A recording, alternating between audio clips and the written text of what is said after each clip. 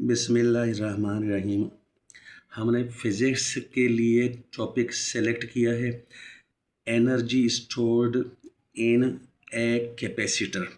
इसके लिए 2 पेजेस का नोट लिखा है हमने और साथ में थोड़ा सा रफ वर्क भी हम देखेंगे। तो ये सामने पहला पेज, इसको मैं बता देता हूँ कि इसमें हमने किस चीज़ को कवर किया है।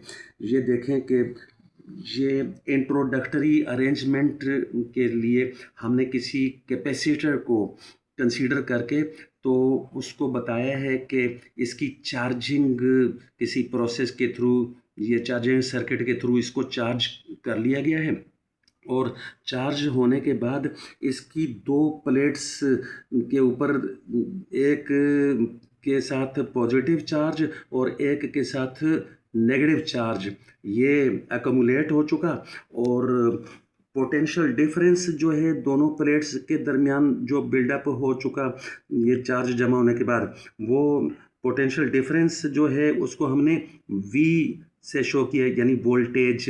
और चार्ज शुदा ये कैपेसिटर के अंदर जो एनर्जी जमा हो चुकी, इलेक्ट्रोस्टैटिक फील्ड में एनर्जी जो जमा हो गई है उसको हमने कैपिटल U के साथ शो किया है। और आगे दूसरे पेज के ऊपर चलते हैं। ये दूसरा पेज है।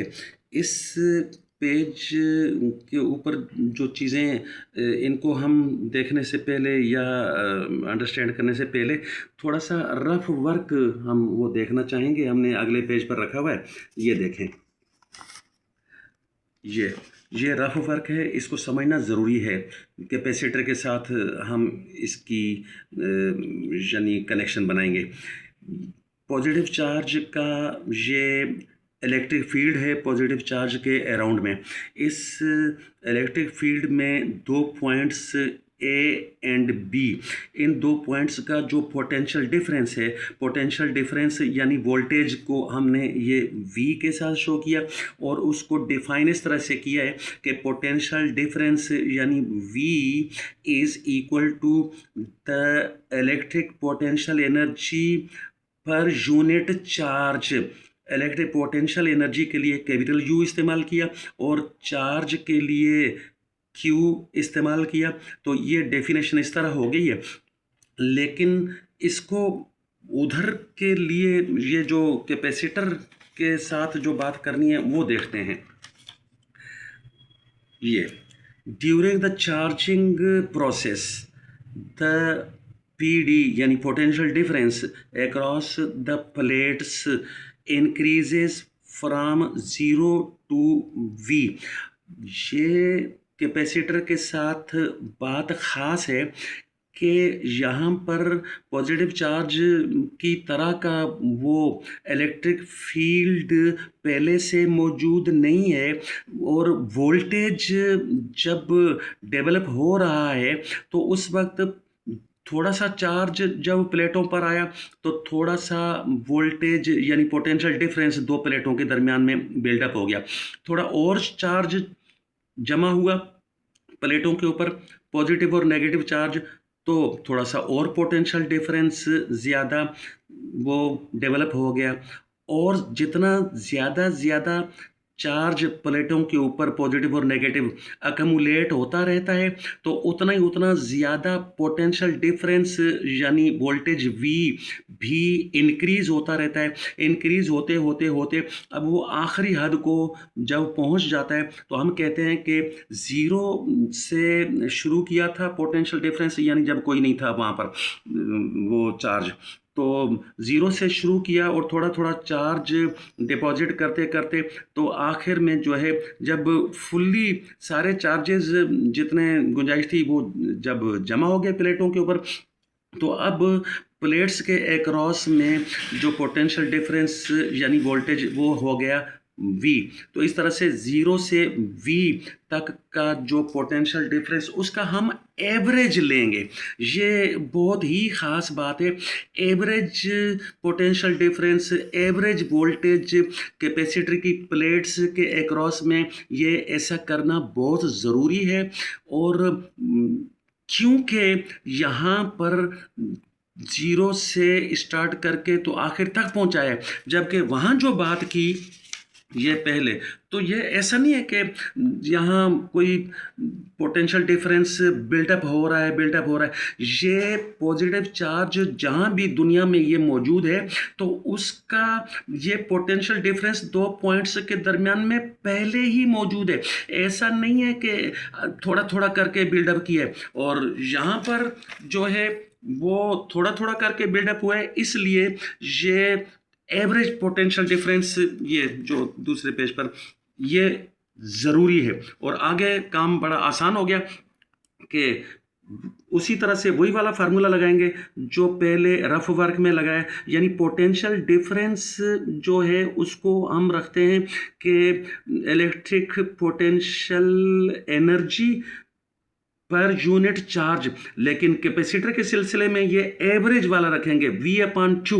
तो एवरेज वोल्टेज को इस्तेमाल करते हुए वही वाला फार्मूला ये आ गया रफ वर्क में जो था, और आगे फिर इसको मैनिपुलेट करके तो हमने आखिर में निकाला ये एनर्जी, यानी stored in a capacitor.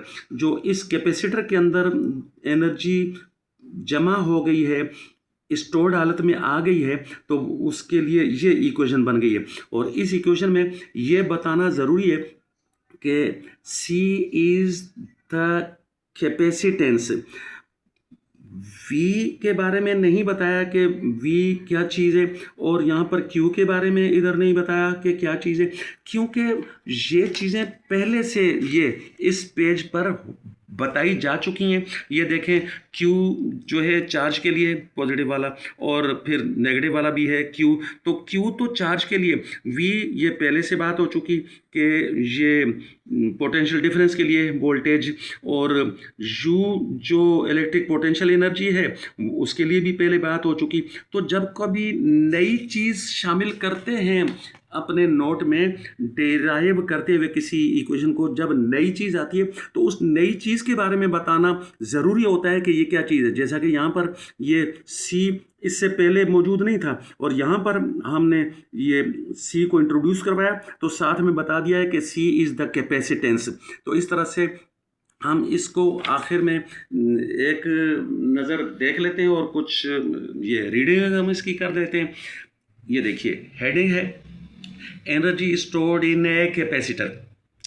Let us consider a capacitor that has been charged through a circuit arrangement, यानी सर्किट अरेंजमेंट के थ्रू इसको कैपेसिटर को चार्ज किया गया है। और आगे देखें, charge accumulated on one plate positive Q है, और on the other plate negative Q है, और इस तरह से the potential difference across the plates, वो पोटेंशियल डिफरेंस जिसको वोल्टेज बोलते हैं वो V आ गया, और एनर्जी जो स्टोर हो चुकी, जमा हो चुकी इलेक्ट्रोस्टैटिक फील्ड के अंदर, कैपेसिटर के अंदर जो जमा हो गई, तो उसको हमने कैपिटल U से शो किया।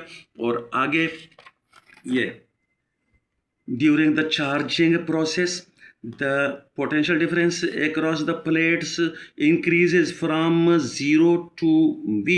तो इसलिए जो है ये the average PD यानी potential difference जो वोल्टेज है वो आ गया V/2। और फिर इसके साथ ये V/2 वाला, जिसके लिए मैंने पहले ही ख़ास तौर पर बता दिया कि ये कैपेसिटर के लिए ये एवरेज करना ज़रूरी है।